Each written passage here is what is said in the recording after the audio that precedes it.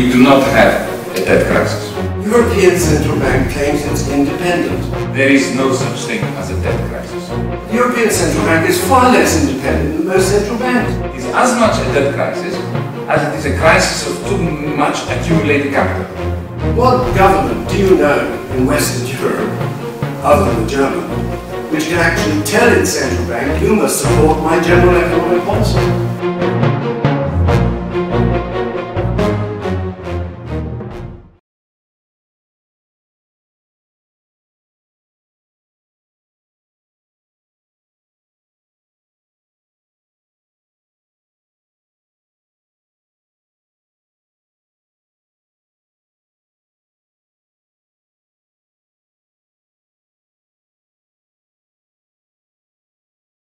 So let me begin with the constraints. Firstly, if we expect to go through treaty changes in order to arrest the freefall, we're doomed. Because this crisis will outpace even the swiftest of kind of federal moves, however you want to describe it. So that's constraint number one. Constraint number two is also a political constraint, and has to do with the fact that we should simply accept as given, we may not want to, but we should, that Germany is not going to condone the monetization of debt. When I say this to Americans in Washington or in New York, they say to me, why? Why not? Well, it doesn't matter why not. At this critical moment, it's important to just take it as a given, as a current and given constraint. So these are two constraints. The federal option will not do, or the federal option movements, the changes that require treaty changes if you want, and the debt will not be monetized. These are two major constraints. Can we wiggle our way through these constraints towards a solution? A solution to what? Let me make an extremely offensive to some statement. We do not have a debt crisis. There is no such thing as a debt crisis. What we have is a simultaneous, a coexistence of, on the one hand, a mountain of debt, of sovereign debt. On the other hand, we have a mountain of potential banking losses. And thirdly, and this is equally a part of the problem, but it's something that no one ever mentions, we have a mountain, a gargantuan mountain of savings that don't have anywhere to go to. So, if this is not it is as much a debt crisis as it is a crisis of too much accumulated capital. You've never heard any journalists refer to this as a crisis of too much capital. But it is. It is just the other face of the same coin.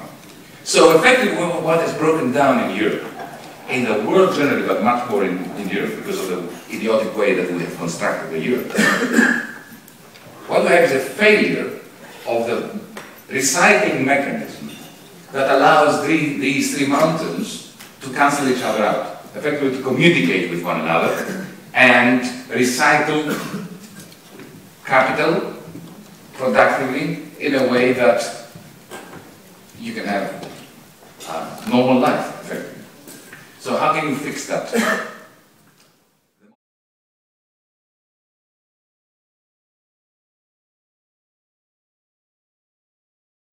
The modest proposal answers very briefly as follows. We have three realms that need to be attacked. Three realms of the problem. We have the banking sector, which is insolvent. There is no sense in beating about the bush. Our European banks are teetering on the verge of insolvency. And I'm not talking about this, the peripheral countries' banks. I'm talking about the French banks, I'm talking about the German banks, I'm talking about the core of the banking system. We have the sovereign debt issue, which is a real issue, but even though this is not just a debt crisis or a debt crisis. And we have the problem, which we allude to in articles, but it seems to me that our great and good leaders are treating us something that will be solved mysteriously and magically, the question of growth. There is no way that you can stabilize the debt of the Eurozone under the present scenario, even the most optimistic scenario of growth. No way. It simply cannot be done. So, how do you attack these three problems? Banks, debt, growth. We need to use the existing institutions that we have. We may not like them, we might want to have different ones, but we can't do this in the space of time, in the tiny space of time we have. So we have to take the institutions that we already have and reassign them, or assign to them, the task of tackling those three realms of the crisis. So, we have the European Financial Stability Facility.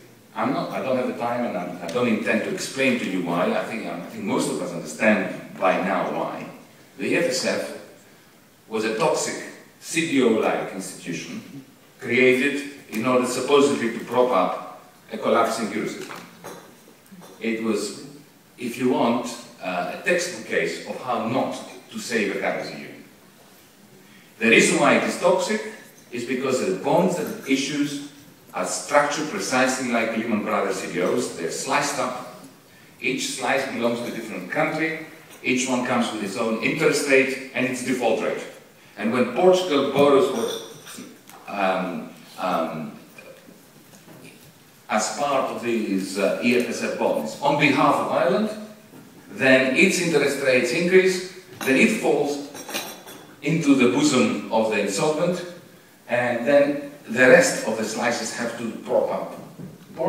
In other words, the domino dynamic is within those EFSF bonds. So the EFSF, we created it. You know better than me that once European politicians create institutions, very hard for them to say, that was a mistake, let's press the delete button. So in order to be realistic, what we need to do is to give it a different job to do, and thus to detoxify it. And the job that we are suggesting is that the FSF should simply become the European organization, institution, that supervises and recapitalizes forcefully, like TARP in the United States, the banking sector. Forcefully. Not by asking them politely, because by asking them politely, they will simply say, no thanks. Because bankers and banks have directly opposing interests. So whatever funding is left to the FSF should be used in order to recapitalize at the European level. Must stop this nonsense of yielding to national governments the role of recapitalizing banks. Because if you give it to the national politicians to do it, their cozy relationship with bankers will be such that there will be no recapitalization, just like there isn't one. The 26th of October is a remarkable document which it's completely and utterly Orwellian, because it uses the term recapitalization of the banks in order to describe a process that will allow the banks not to be recapitalized. Okay, so the FSF looks after the banks, not the bankers. Banks is a difference. What do we do with debt, which is the second problem? Well, that is the job of the ECB. Now, before you start thinking, oh, he's talking about monetization, that the ECB should print money. Remember, I said that one of the constraints that we should accept is that the ECB will not print money to do it. But if it doesn't print money, what does it do? Well, what it can do is borrow money. Effectively, instead of becoming the lender of last resort, to become the debt converter of last resort. The problem that Italy has today is that no one is going to lend the Italian state, the Italian government. So you need somebody to borrow on behalf of Italy and have Italy repay or service those loans.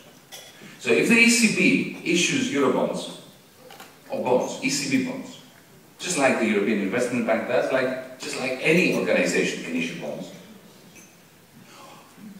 not in order to buy the debt of Italy, no, but in order to service a part of the maturing debt of every single Eurozone member country that wants to participate in this process, as follows. Let's say that you have a bond that matures, a Spanish bond that matures in 2013.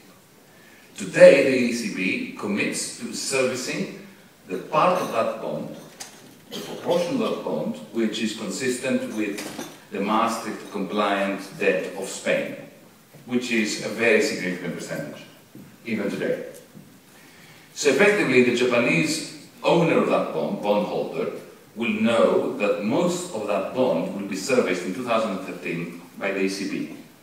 So it costs the ECB today nothing to make that announcement, while steadying the nerves of every bondholder of existing Eurozone debt.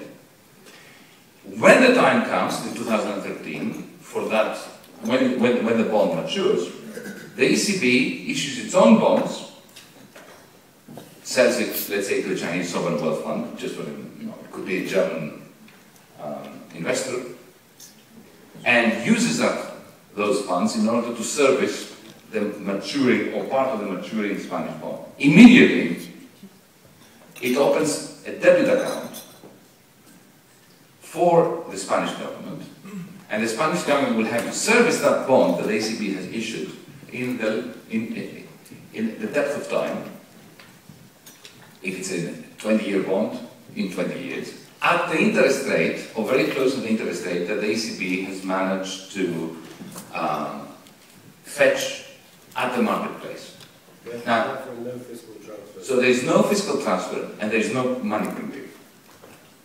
Effectively, it is like having your parents getting a loan on your behalf, Yes. right? On the condition that you will service, you will meet the monthly repayments. Yes. It costs nothing your parents, except that your parents use a good reputation and better collateral with the bank in order to effect this debt conversion. This is why I said the ECB becomes the debt converter of last resort, not a lender. Now, remember what I said, because my time is running up, that we need to tackle a third, most crucial realm of this crisis, which is growth. The problem with stability bonds is the very notion of stability. We do not want stability, we want growth. Because if we remain stable where we are, we're dead as a continent.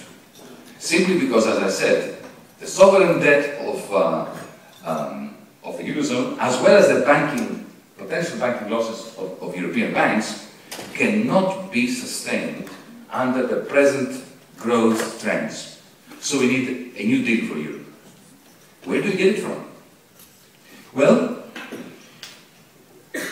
remember, according to the plan so far, there will be debit accounts with the ECB for each member state of the Eurozone. That is, accounts where member states of the Eurozone will be paying money into the ECB, not taking money out of the ECB, in order to service the debt that the ECB will have incurred on their behalf. As Stuart is going to explain much better than I'm going to, the European Investment Bank has an immense capacity for effecting pan-European investment projects, profitable projects, that would amount, at least this is my recent calculation, to something between 7 and 9% of Eurozone GDP per year. Now, what stops the European Investment Bank from doing this now? A very simple clause in its charter which says that 50%, as you know, of every... It's just a practice, it's not a clause in its charter. Okay, well I think that they've added a clause. I think there is some, it's written somewhere. No, okay, it's a practice, so 50% comes from the member state. it's just, it's quite an important point to make. It's just practice. There is no treaty provision. So it needs no treaty amendment. Okay, but what happens at the moment is that 50% of every EIB project is funded by the member state. Now, member states are bankrupt, So they can't do this. This is why the European Investment Bank, either through conventional, through clause or whatever, is like a giant that has its arms tied behind its back. If you now allow the European Investment Bank, or encourage the European Investment Bank, the European Central Bank to collaborate, and as long as there is a good, decent, profitable business plan by the European Investment Bank, for instance, creating a TGV that links the Balkans to Austria and Germany. And if you look at the infrastructure that exists in the eastern part of the Eurozone, it's almost non-existent. There are such plans in Luxembourg in the European Investment Bank now. If you allow the European Investment Bank to issue 50%, I mean, as you know, the EIB is issuing its own bonds, 50% of those projects can come from EIB issued bonds. The rest can come from a net issue of ECB bonds, since we are going to have that financial instrument in our hands. And those are charged to the member states, the 50%, in those debit accounts that we have. So just to recap, because my time is over, the EFSF is reassigned from the toxic task at the moment, given its financial structure of lending by means of CDO-like bonds to member states, which, as we know, has failed. And instead of saying that, well, all right, well, that's not working, let's add another CDS to it by insuring part of the bonds of Italy and Spain, which again is going to be even more of a disaster than the CDO part of the EFSF, reassigning the role of recapitalizing the bank. Then the ECB becomes a debt converter of last resort that requires no treaty changes, there is no fiscal union, and there is no monetization of the debt. And this particular kind of bond, which is not guaranteed by Germany, it is not guaranteed by Holland, it's only guaranteed by the European Central Bank, that bond is not just a stability bond, but it's also a growth bond to the extent that it allows Europe to create a net issue of those bonds in association with the European Investment Bank, effectively to create a new deal for Europe.